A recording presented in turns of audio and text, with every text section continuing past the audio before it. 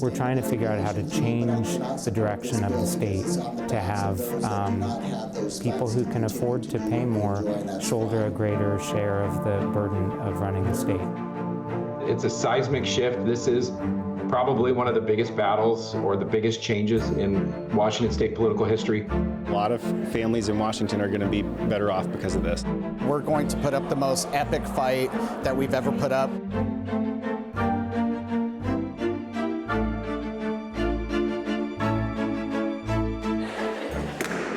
The legislature stands adjourned. Session is adjourned, citing done.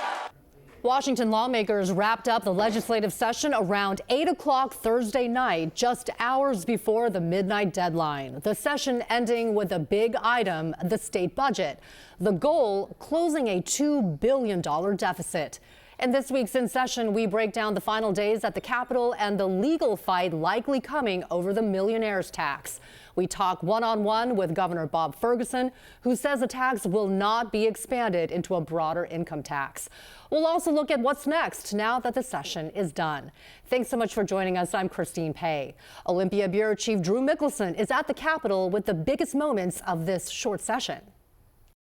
Short sessions held in even years are usually just about making tweaks and fixes to bills and budgets that have been passed in prior years. But coming in this year, legislators knew it was going to be a challenge, and then they decided to go ahead and make some history. There were a number of bills passed that were a direct result of federal policies, including banning law enforcement from wearing masks during operations. Police in the state already had to be identifiable, but legislators wanted that law to cover federal officers as well. Exceptions were made for undercover officers and for safety, including in extreme weather. Concerns over federal immigration enforcement also prompted legislators to establish rules for those license plate identification cameras, most commonly the flock cameras. After reports ICE was accessing and using the data, a number of cities shut down their programs. The state voted to limit holding on to that information to 21 days, and now it can only be shared for court proceedings.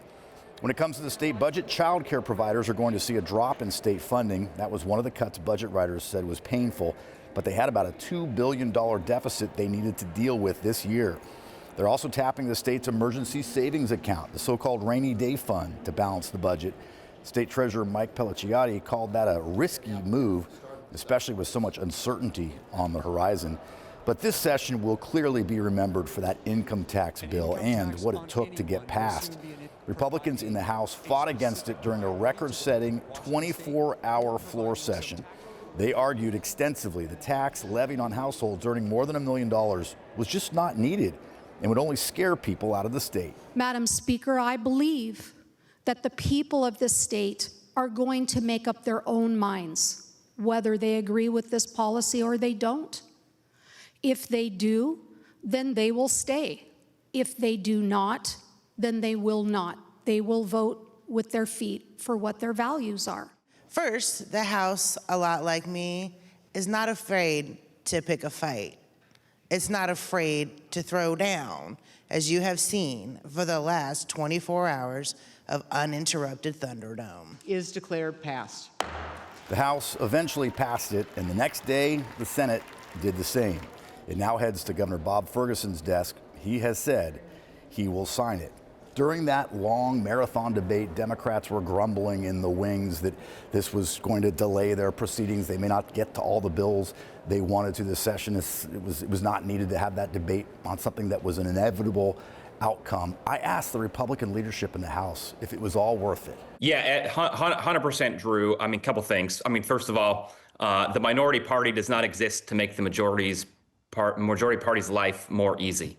The minority party's job is to represent the 3 million Washingtonians that elected us, not to roll over and bend over and sit down and lie down while the majority runs right over us and our voices and the people we represent. So I categorically reject the argument from Democrats that we should just sit down and let them do what we want. Our job is not to make their life easier. You know, this notion of, well, that's going to pass. I can't believe they're making us do that. You know, I don't buy it for a second. If the roles were reversed, they would do it. As a matter of fact, I've seen multiple of their members cheering when Texas Democrats fled the state to stop their state from doing something. So forgive me if I don't buy this like pearl clutching about us, making their lives more difficult. They would do it in a heartbeat.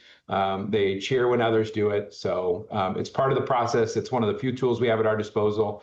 And I think for all those other reasons and for the citizens to be able to see what was at stake, I would do it again in a heartbeat. And I think all 38 of my fellow Republican House members would as well. This process has been incredibly rushed. 60-day sessions are supposed to be supplemental sessions to deal with emerging state issues that simply cannot wait one more year. This tax doesn't take effect until 2029. It absolutely could wait one more session to be passed. Until last September or October, this was like the third rail of Washington politics. Not even normal Democrats could be seen publicly touching the idea of an income tax. All of a sudden, something happened last September or October, and there was this rush to pass it. It took capital gains tax 3 years to get passed. Look, I don't think we should ever pass an income tax in Washington, but if we're going to do it, it should be done right, and it should be done thoughtfully. Republicans say they are not finished with this fight. They plan on challenging the constitutionality of the income tax bill in court, and if that doesn't work, they say they'll go to the voters. Back to you. We've heard from dozens of you, the viewers, worried that the so-called millionaires tax will eventually be expanded into a broader income tax. Drew talked to Governor Ferguson on the last day of the session about those concerns and how he feels the session went. Here at the end of your second session, take a big picture look. What are your thoughts looking back on this one? Successful. When I had my State of the State address 2 months ago, I outlined the key priorities I had. Historic investments in affordable housing, we did that. Historic investments in infrastructure, fixing our roads and our bridges, we did that. And a historic investment with this millionaires tax and making sure a significant amount of the dollars go back to tax breaks for businesses and dollars back in the pockets of Washingtonians. We checked that big box as well. So from my perspective, what I laid out at the beginning of the session, the legislature pretty much came through on all those priorities. The income tax, you mentioned historic, taking a big step. What's next? You expect a legal challenge, obviously. Without a doubt, of course, and as it should be. I mean, this is a big change, and our system is designed to have a judicial challenge, a legal challenge. That'll happen. If it survives that, and I think it will, it'll go to the court of public opinion. There will be an initiative, which I think is also appropriate. For something like this, I'm a believer in the initiative process. The people should weigh in, but I also feel good about our chances there as well. You've heard the concerns, capital flight. Another one is, well, let's talk about that. Do you think millionaires are going to leave the state, businesses will not come here because of this? I'm not overly concerned. In fact, we've been hearing that on all sorts of things for over recent years, yet the research shows more people are applying for business license in Washington state than almost any state in the country in the last year. But obviously we're going to track that, right? I'm not going to be naive about that. We're going to make sure we're following that. But number two, I think what's also important to know is how those dollars are being used, the revenue from the millionaires tax, which will be paid for by less than 0.5% of Washingtonians. Those dollars going back in the pockets of tax breaks for small business owners. Those dollars going back to free meals, breakfast and lunch for all K through 12 students. It's money going back in the pockets of working families in the form of a tax rebate, a check the state literally sends to working families to help make life more affordable. So I think when the people see what the revenue, how it's being utilized, they're going to support it. The last time we spoke, you were saying it didn't go far enough, and I know there were some changes. You wanted those tax holidays, though. That was not in the final package. Yeah, I mean, I was always clear. I was open to different things that put money back in the pockets of Washingtonians, right? So as an example, one thing that did go in was the free meals for K through 12 students. I've been a big proponent of that for a long time. My first inauguration speech, I talked about it. So that to me was something I support just as much, if not more, than a sales tax holiday. So for me, the key thing was making sure we put dollars back in the pockets of Washingtonians. The specific way we do it, I was pretty flexible on, and I think what we landed on was the right outcome. The other big concern is that this is eventually going to be an income tax for all. We're going to see it lowered below that $1 million threshold. Are you willing to make a pledge that won't happen? I keep making it. People keep asking me about it, so I appreciate the question over again. But it's important to know in the legislation, it's actually capped. That's actually in the legislation. And each year it goes up by the amount of inflation. So that to me was really important. When we had negotiations around this, I was very clear that's where it had to be, the millionaires level. And to be clear to your viewers, that means it only applies to someone after they make their first $1 million in income that year. So you're not taxed on the first $990,000 you make in a year, for example. And that's why it's very specific to just 0.5% of all Washingtonians. So I feel confident we'll be able to maintain it at that level. we enter the bill signing stage now. You've already started on that, but some of the big ones will be coming down. Any vetoes you know of at this point, or what's your approach here? Way too soon to say. As you might imagine, we've been super focused on just getting to the finish line tonight, and we're on, feel good about how that's shaping up, making sure all these priorities I laid out in my State of the State are in the final budget. But I've got 20 days once we wrap up tonight to go through the many bills that'll come my way, and we'll be thoughtful about those and review them carefully. So Republicans say if the governor signs the so-called millionaires tax, they will challenge it in court, arguing it violates the state constitution's ban on an income tax. Former Washington Attorney General Rob McKenna explains what could happen next. Well, a lawsuit will be filed in one of the counties in our state in Superior Court, and it will result in the income tax being invalidated because there are multiple state Supreme Court precedents over many decades that conclude that income is a form of property as defined in our Constitution, and that any income tax we have has to follow the rules for property taxes, which means it has to be a flat tax and no higher than 1%. And that's the result of the voters amending the Constitution to reach intangible forms of property, including stocks, bonds, money, and income, back in 1930. So the Superior Court will be bound by all of those prior decisions by the state Supreme Court. And then when the state loses that case in Superior Court, they'll appeal to the state Supreme Court. It'll go up to the state Supreme Court on direct review without going to the Intermediate Court of Appeals. And then the question will be back in front of the state Supreme Court again, as it has been multiple times over the last several decades.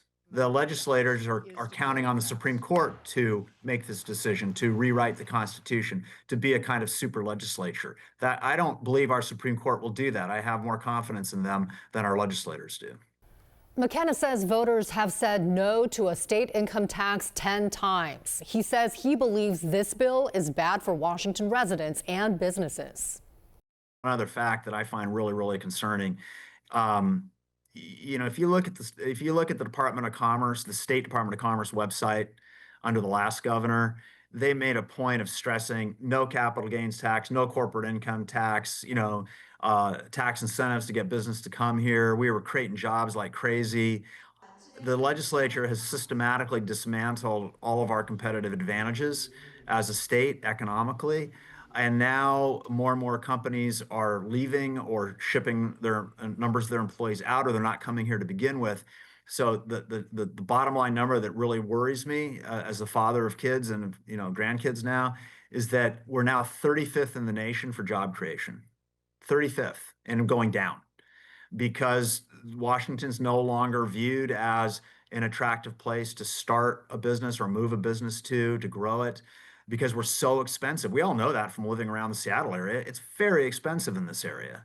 And this new tax, this latest new tax they're proposing on income, doesn't do anything to reduce the sales tax or property taxes or the other taxes that are regressive. Doesn't do anything to reduce those taxes.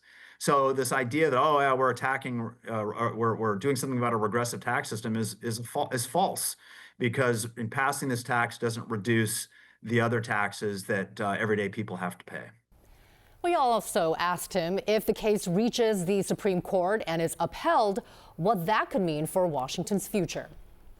It means you could have all kinds of state and local income taxes, because the rule that income taxes have to follow the rule for property taxes and be 1% and uniform would be wiped out. So you can expect to see a city of Seattle income tax, an income tax in other cities in the state, maybe county income taxes. You can expect to see a broadened state income tax. It's inevitable. And we asked McKenna if he would consider arguing the case if it went to the Supreme Court. He said he would, and he has already been asked to if that happens. This week, Governor Ferguson signed more than a dozen new bills into law. Several of them are focused on making it easier to build housing across Washington. One new law paves the way to develop affordable housing on land owned by religious organizations. Another allows the state to help a social housing development authority plan build and operate housing projects.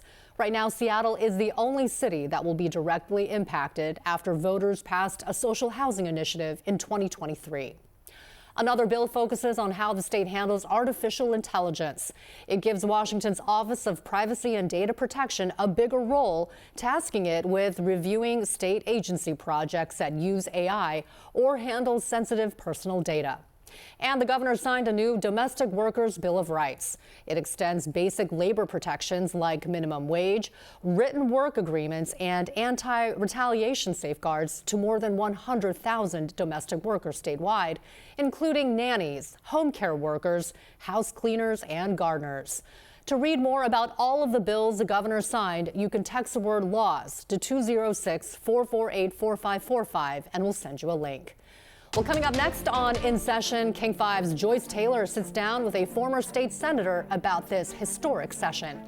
And a new face is joining Washington's Supreme Court. What we know about the governor's new pick.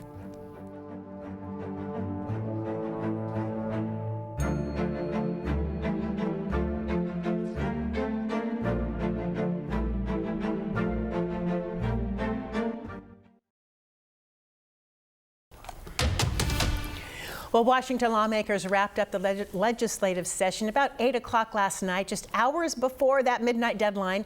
Even though this was a short session, it was historic, with the House and Senate passing the so-called millionaires tax.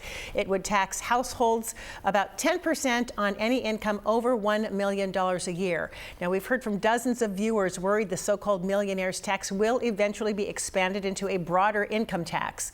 Governor Bob Ferguson told us yesterday that that will not happen. In the legislation, it's actually capped. That's actually in the legislation. And each year it goes up by the amount of inflation. So Republicans say if Governor Ferguson signs the tax into law, they will challenge it in court, arguing it violates the state constitution's ban on a state income tax. Former State Senator Reuben Carlisle is here with us to look at this session. Thanks for being with us all session long. Of course. We're going to start with the millionaires tax, historic, arguably the biggest bill that we've seen come out in decades. There are still a couple of hurdles, though, right? There are. Well, as you just said, the Republicans are going to question it and appeal it to the courts. It'll make it all the way to the state Supreme Court without question. And, you know, interestingly, 5 of the 9 state Supreme Court positions are now effectively open. And so there's going to be a real change in the court. So we don't actually know 100% of how they'll rule on the constitutionality of it. In which way they might lean. So 2 hurdles indeed. Yeah, well, the second hurdle, of course, could be an initiative to repeal it. And so if you get an initiative to repeal after the court rules, then you could have it face the voters. But it'd be one of those situations where sort of no means yes and yes means no. So it could be a little confusing for the voter. So a ways to go. Yeah. There's also concern that this could impact jobs in the state, right? Businesses, jobs. So what's your take on the overall outcome on how it might impact the economy? Yeah, there isn't any data, of course, but of course, anecdotally, we see Howard Schultz made an announcement. We see some jobs moving from Starbucks to Tennessee. Jeff Bezos left a few years ago. So there's just sort of this growing momentum, this sense that there's impact on the economy. Mayor Katie Wilson made some comments at downtown Seattle about the impact on the real estate market. So this overall conversation is very real about what is the economic impact. We're the global headquarters of Amazon, Microsoft, Starbucks, Boeing, Costco, really premier companies in the world. Are the entrepreneurs of tomorrow going to be here in Washington State or not? And that really is sort of the core economic question. And it's a big one. It's a big one. And of course, we can't know for a while, but the implications are really serious. And the governor said there's no way this is going to be expanded into a broader tax, but there's still a lot of concern about that. Do you think it's a promise the state can keep beyond Ferguson? Well, I don't, because for the simple reason that there's nothing that you can do outside of a constitutional amendment that would prohibit a future legislature from lowering that threshold below $1 million. So he can make that claim, but a legislature next year, the year, or whatever, any time in the future, could lower that threshold from $1 million down lower. And of course, the polling's really clear. It says the public's pretty supportive of it if it's $1 million or more, but they're not supportive of it if it falls below that level. So that is the challenge. You can't bind future legislatures in that way. And then finally, do you think that lawmakers accomplished all they wanted to this session? There were so many bills that were sort of on the table. Did they get done what they wanted to? Yeah, Governor Ferguson said yesterday, and legislative leaders said that they really accomplished a vast majority of what they wanted to accomplish. I'm sure we'll talk again about some of the bills that passed, but most of the bills seem to be along the lines of what the agenda was from majority Democrats when they first started this short session. What in your mind would have been the biggest win or potentially the biggest miss? Yeah, I think interestingly, there was a very strong bipartisan transportation budget, second year in a row. Senator Marco Lias, the chair of that committee, navigated that, and they put a lot of money into maintenance and operations. So with all the snowfall, you think about all the potholes statewide, all the bridges and roads. They also fully funded 3 of the ferries to move to hybrid ferries. And then, a small win for one of my personal favorites, the Treehouse, which does educational foster youth. They fully funded that program after cutting that last year. Which is a big win for it a is. lot of It's people. a big in our win for state. foster kids. It really, really is. Reuven Carlisle, it's been a pleasure to have you all Thank this you. legislative session. We'll see you. The next one will be here before you know it. It will. I feel like they're always right around the corner. Coming up next on In Session, Washington Supreme Court is getting a new justice. The governor's pick brings a historic first and a unique story to the state's highest bench. Now that the session is over, we are breaking down what comes next and what it could mean for you.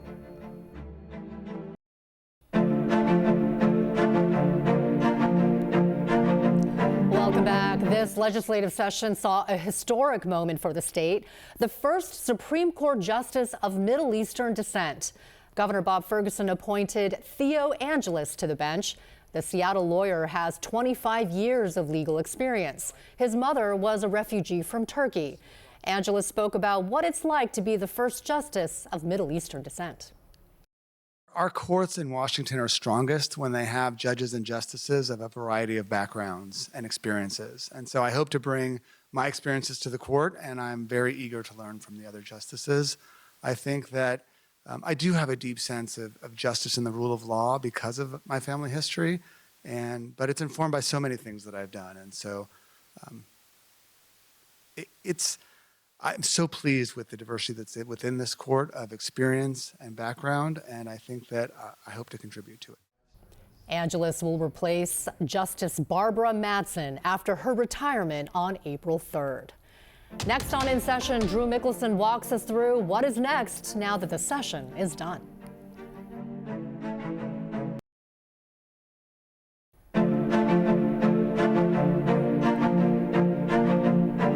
The gavel has fallen in Olympia, marking the end of this legislative session. Lawmakers packed a lot into a short few weeks, from budget talks to big policy debates. And now that it's all wrapped up, Olympia Bureau Chief Drew Mickelson explains what's next for Washington. The next phase is getting all of those bills that were passed here signed into law. Governor Bob Ferguson has 30 days to sign those bills. He'll be getting some requests from lobbyists to break out his veto pen as well. That's something we will be watching. Some sheriffs and law enforcement, for example, are already calling on the governor to veto at least portions of the bill that establishes new rules for who can be sheriff and how they can be removed from office. Ferguson has said for more than a week now he will sign that income tax into law, knowing full well it's headed for that court challenge. And that doesn't come as a surprise to anyone here.